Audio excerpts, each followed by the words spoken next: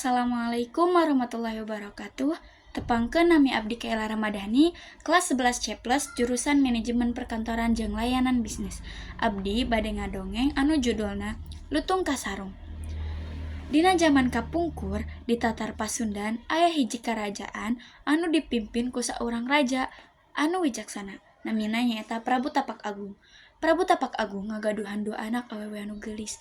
Namina Purbararang sarta adina Purbasari. Dina wanci ngadeukeutan akhir hayatna, Raja Prabu Tapak Agung nunjuk Purbasari, putri bungsuna pikeun ngagentosan jabatanna. Abdi atos sepuh teuing waktuna abdi turun tahta, ceuk Raja Prabu. Lamun di lain sisi Purbararang anu mangrupakeun kakana Purbasari, manehna henteu satuju adina diangkat ngagantikeun bapana.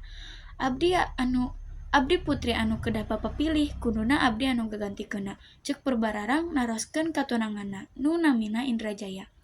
Kusabab sirik, Purbararang teras ngagaduhan niat johor ka Purbasari. Manehna manggihan saurang nini sihir kanggo nyilakakeun Purbasari.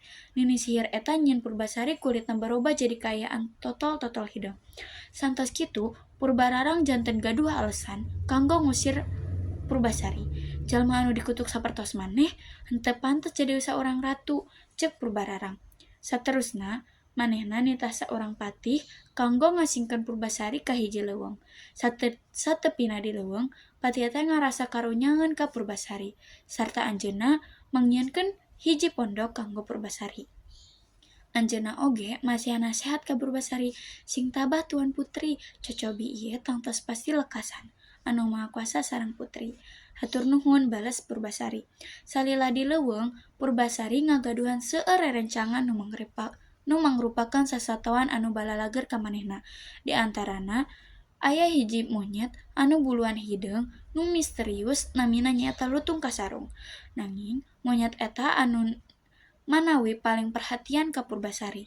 Lutung Kasarung terus menghibur Purbasari masehan kekembangan sarta buah-buahan. Dina wanci onggal wengi di bulan purnama, Lutung Kasarung mapah ka tempat anu sepi teras anjeunna ngalakokan semedi. Manehna menta hiji hal ka dewata, ieu ngabuktikeun yen Lutung Kasarung teh sanes manuk biasa. Dina semedi eta, taneuh nu aya di deket Lutung Kasarung barobah jadi hiji telaga alit, caina herang kacidaan, caina ngandung ubar anu seungit pisan. Enjing poena, Lutung Kasarung manggihan Purbasari sarta nitah Purbasari ibak di telaga eta. Naon mangpaatna pikeun abdi, pikir Purbasari. Nanging anjeunna nurutkeun wae. Teu lami saenggeus manehna nyeburkeun awakna, kulitna barobah jadi bersih sarta geulis sapertos harita deui. Purbasari reuwas pisan dicampur ku rasa atoh sabab manehna ngaca di telaga eta kulitna bisa mulus deui. Dina wartos lain di karajaan, Purbararang mutuskeun bade ningali Purbasari anu di leuweung. Manehna mangkat sareng tunanganna Indrajaya sarta para pangalalna. Satepina di hutan, Purbararang manggihan adina si Purbasari.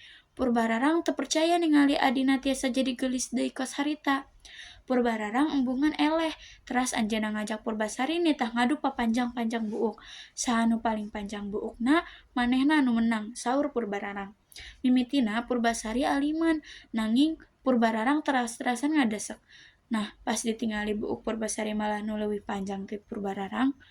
Kajen ayeuna abdi eleh, nanging ayeuna hayu urang paganteng-ganteng tunangan. Tah ieu tunangan abdi, saur Purbararang sabari nyampeurkeun ka Indrajaya. Purbasari mimitina gelisah lantaran kabingungan. Akhirna Purbasari narik panangan Lutung Kasarung. Lutung Kasarung ajol-ajolan kawas memenangkan Purbasari. Purbararang sering nyalatak ngabahak-bahak.